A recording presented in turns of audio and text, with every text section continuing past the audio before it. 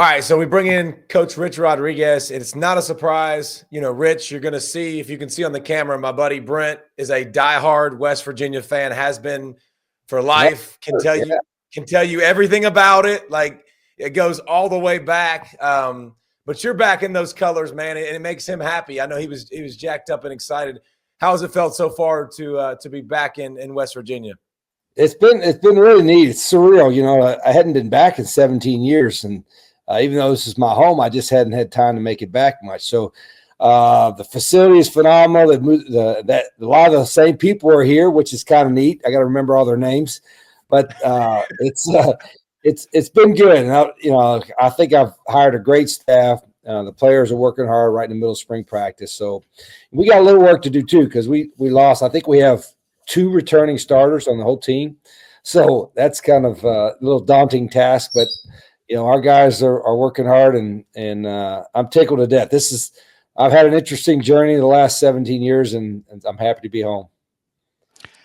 Coach, so I am from West Virginia. I'm from Point Pleasant, West Virginia. Okay. My dad's a high school football coach and is, I think, going on almost 50 years of coaching in the state. So what does it mean just to, like, one, come back there, but also now the building of the program at West Virginia? Because obviously first time around, sort of your first sort of real gig at that level, slow start, but the recruiting, the NIL portal, all that's different now. So how do you go about building it in such a unique place that is West Virginia, that doesn't have pro sports, that doesn't have, you know, high level, you know, from a count perspective, recruiting, all those things?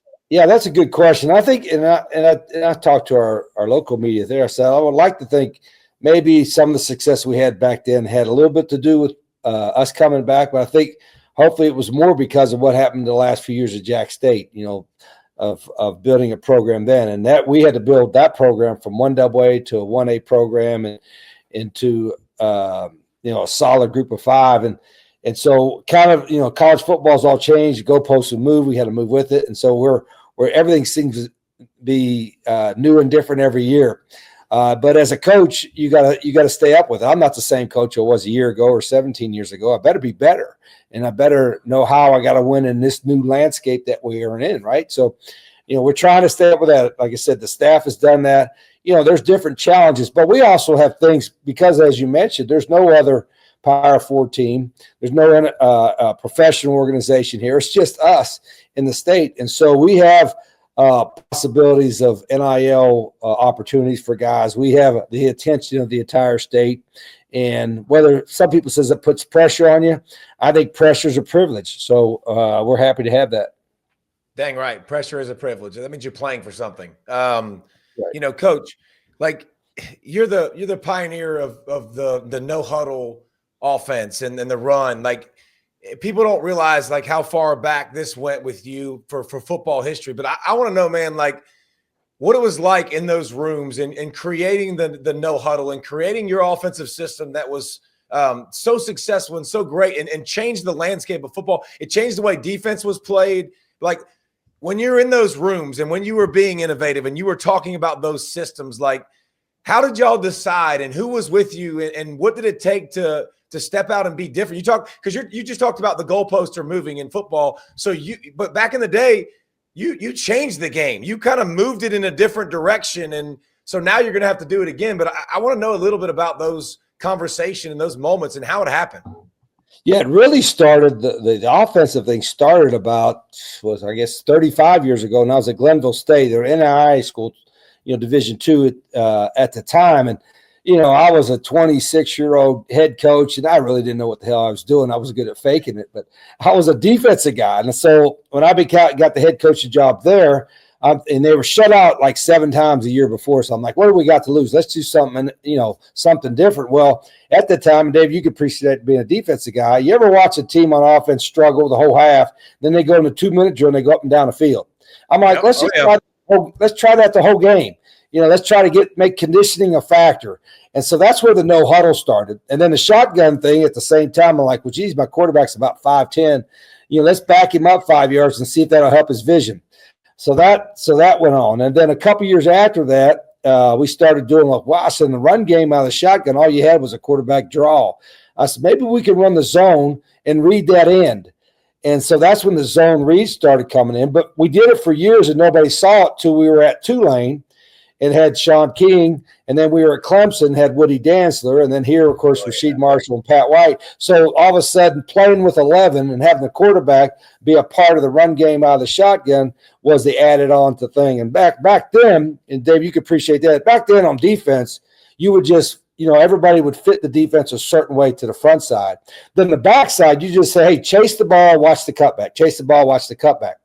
And so that was, to me, it was pretty simple. Nowadays, so many people have done it that they'll fit the front side one way and fit the back side another way for the quarterback. So we've had to add some things and create some things to try to take care of that now. Well, hold on, Brent. Let me ask one more thing real quick. Like, I'll never forget meeting with Chip Kelly. And it was one of the coolest things ever, Rich, because he's sitting there telling me at Oregon, this was, golly, so many years ago now. He's like, who says you can't run the quarterback? Everybody talks about the quarterback getting hurt. Like, I would argue that running the quarterback, he's more protected than he is in the pocket throwing the football. So, like, but there had to be some negatives and some retractors, and there had to be something in you. Like, how do you do that when everybody tells you conventional wisdom you can't do that? And now, so spin that towards now. Like, how do you find an edge now in today's game that nobody's doing? Yeah, it's funny you say that because I was just talking to some coaches earlier today about us recruiting quarterbacks, and I said, listen, they used to use that against you. Hey, you're running your quarterbacks. He's in harm's way. I'm saying, look, well, now it used to be the high school and college guys would copy the NFL. Now you're seeing the NFL copy a lot of college and high school schemes, and they're running the quarterback a little bit. Lamar Jackson. Hey, what about the Philadelphia Eagles? Did they run Jalen Hurts a little bit? And if you run it the right way, you're not getting tackled by the big guys. You're getting tackled by the little guys, the corners and guys that don't really want to tackle anyway. And so you find out that the guy that, you don't want to, they said, well, the NFL, they don't want this guy that's getting 16% of your salary cap, the quarterback, $40 million. You want him getting hurt.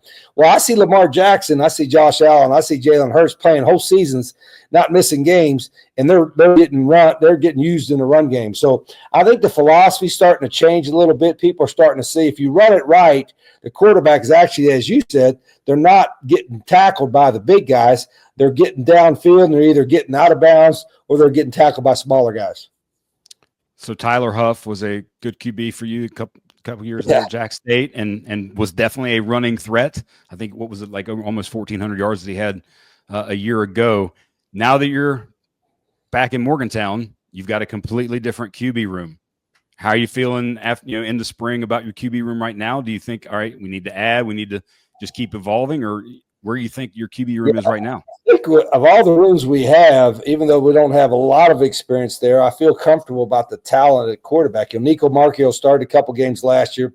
He's a competitive, tough guy, can make all the throws.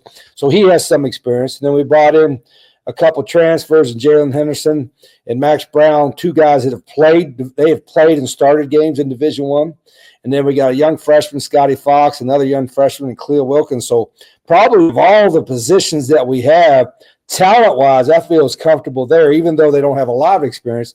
But talent-wise, I feel we're comfortable there at the quarterback spot. And we'll recruit a guy every year that fits what we do. So, but I love the guys that we have. They're all competitive. They're runners. They're throwers, and they can do what we need them to do in the game.